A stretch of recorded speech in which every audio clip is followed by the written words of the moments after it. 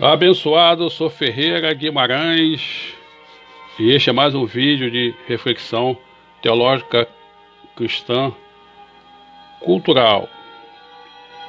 Estaremos nesse vídeo analisando o livro Os Elementos à luz da Palavra de Deus, a Bíblia Sagrada. Se você gostar, nos abençoe com seu like, compartilhe, leia a nossa descrição, nos convide para a palestra, enfim, nos abençoe em nossa missão urbana entre os menos favorecidos. E a nossa passagem bíblica está em Jó, capítulo 38. Depois disso, do meio da tempestade, o Senhor deu a Jó as seguintes respostas: as suas palavras só me mostram a sua ignorância. Quem é você, Jó, para pôr em dúvida a minha sabedoria?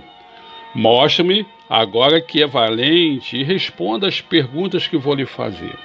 Jó, onde é que você estava quando eu criei o mundo? Jó, se você é tão inteligente, explique isso.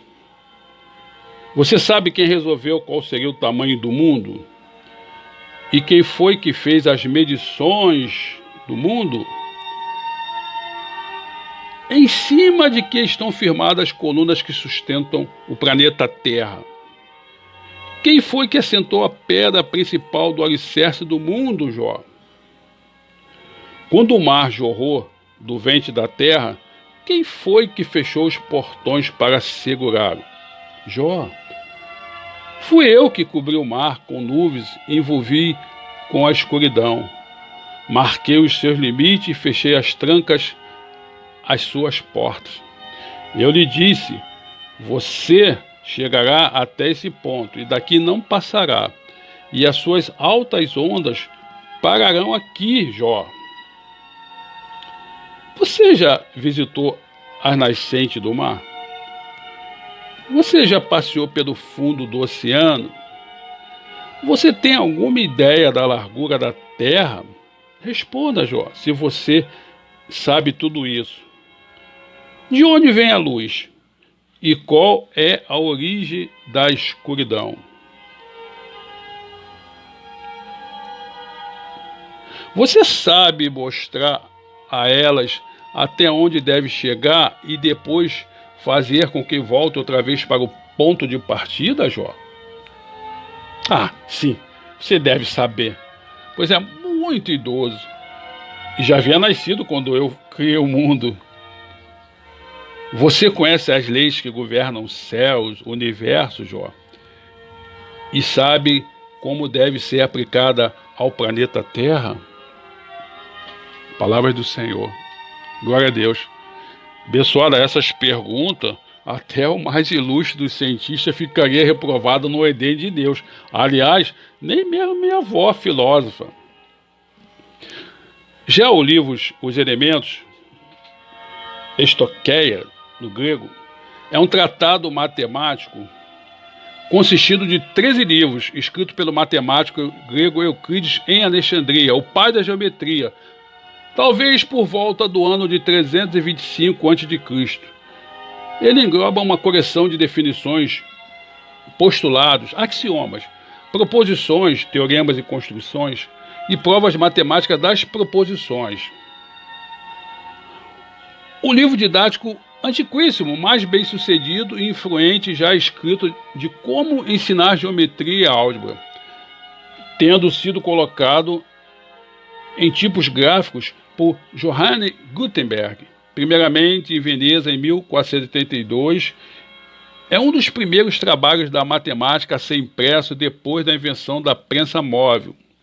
Depois da tradução alemã da Bíblia pelo reformador cristão Martim Lutero, e também perde somente para a Bíblia Sagrada em número de edições publicadas, com o número batendo aí nas 1000 edições.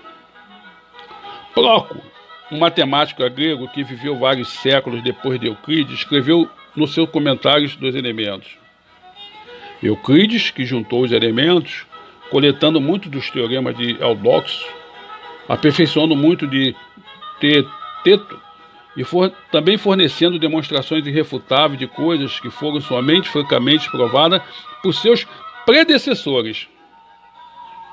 Abençoado, cópias do texto de gregos ainda existem, alguma das quais pode ser encontrada na Biblioteca do Vaticano e na Biblioteca Bodleiana em Oxford. Textos antigos se referem aos elementos e a outras teorias matemáticas da época de Euclides, também são importantes nesse processo.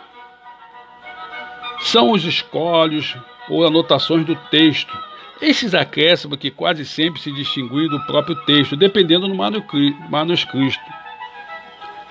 Gradualmente acumularam ao longo do tempo, dependendo do que as opiniões achavam que mereciam ser explicadas ou elucidadas. Algumas delas são úteis e contribuem ao texto e outras já não. Já em 2009, foi publicado a primeira tradução completa da obra para o português. O trabalho deve-se ao pesquisador Irineu Bicudo, professor do Departamento de Matemática do Instituto de Geociência e Ciências Exatas da Unesp. Apesar da coleção de 13 livros que constitui a obra, os elementos serem considerados hoje um texto elementar sobre geometria, não foi sempre assim.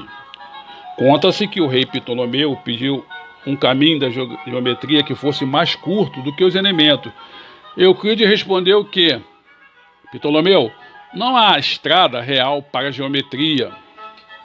Mas recentemente, Sir Thomas Little Reed escreveu na introdução da edição de 1932 da editora Evelyn Library: a simples verdade é de que os elementos não foi escrito para meninos e meninas em idade escolar, mas para homens crescidos que teriam o conhecimento e a capacidade de julgamento necessário para apreciar os assuntos altamente controvertidos que devem ser abordados em qualquer tentativa de se estabelecer os pontos essenciais da geometria euclidiana como um sistema lógico. Abençoado, a primeira passagem do livro Elementos é chamada de Pons Asinorum, que é uma expressão latina que significa ponte de burro, que tradicionalmente quer dizer fazer burros cruzarem uma ponte é uma coisa muito difícil. Nossa, agora eu entendi porque custei aprender geometria plana quando fiz o ginásio e o científico. E até hoje tem pavor de passar de ônibus na ponte Rio-Niterói. Também pudera. Os 13 livros abordam as seguintes complexidades de matemática. Livro 1 ao 5º, Geometria plana elementar. Livro 5º, Teoria das proporções de Eudox. Livro 6º, Teoria das semelhanças das figuras planas. Do livro 7 ao 9, Teoria dos números. O livro 9, Classificações geométricas dos racionais quadráticos e suas raízes quadráticas de teto. Já os livros 11 ao 13, Teoria dos cinco sólidos regulares, que ocupavam um lugar importante na cosmologia de Platão. E ainda assim, ocorrem sérias críticas a Euclides. Como sempre, não se agrada a todo mundo. Nem o ser humano perfeito de Jesus agradou a todos e ainda o crucificaram. E caso ele vivesse hoje, nem precisaria de cadeira elétrica. Já inventaram uma tal de teologia da prosperidade e vende ele nos púlpitos e cruzadas evangelísticas a R$100 a entrada para ser abençoado. Está amarrado. Enfim, apesar de seu sucesso, os elementos e de sua apreciação universal por tanto tempo, tem sido criticado por ter provas e definições insuficientes pelos padrões da matemática moderna. Por exemplo, na primeira construção do livro primeiro, Euclides usa uma premissa que não foi nem postulada nem provada, que dois círculos centrados na distância do seu raio têm os dois pontos de interseção. Mais tarde, na quarta construção, ele usou o movimento de triângulos para provar que se dois lados e dois ângulos são iguais, então eles são congruentes.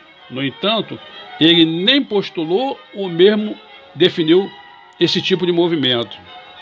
Então, o movimento crítico iniciou-se provavelmente no final do século XVII com John Wallis, continuando um pouco difuso durante o século seguinte com o abade jesuíta Schaerer e outros matemáticos, Lambert e Gauss, mas é no século XIX que as críticas a Euclides assumem as suas últimas consequências, que é na geometria alternativa proposta por Bolyai, Lombaksky ou Riemann, que é na refundamentação da geometria euclidiana de Morris, Parsons, Richard Dellek, David Hilbert, que tentaram reformular os axiomas dos elementos, por exemplo, adicionando um axioma de continuidade e um axioma de congruência. Mas como teólogo, preciso ter em mente aberta para a ciência, pois afinal de contas, em crer em Jesus Cristo, fui feito filho do Senhor de todas as ciências, e sem querer advogar para Euclides de Alexandria da Taverna, como advogado. Mas o matemático e historiador Hobsbawm pôs as críticas em perspectiva, lembrando que o fato de que por 2000 anos os elementos foi o livro didático padrão no assunto levado a uma forte indicação de que ele não é inútil para os seus propósitos até o dia de hoje. Outro sim, com exceção do sobre a esfera movente de autórico de Ptolemy, os elementos é o tratado grego sobrevivente mais antigo e contém o tratamento axiomático dedutivo mais antigo da matemática. Ele provou ainda ser útil na construção da lógica e da ciência matemática. Então, querido, abençoado, resta-nos uma reflexão bíblica, respeitando os grandes ensinamentos de Euclides e tanto hoje outros briosos nomes das ciências exatas, de matemática.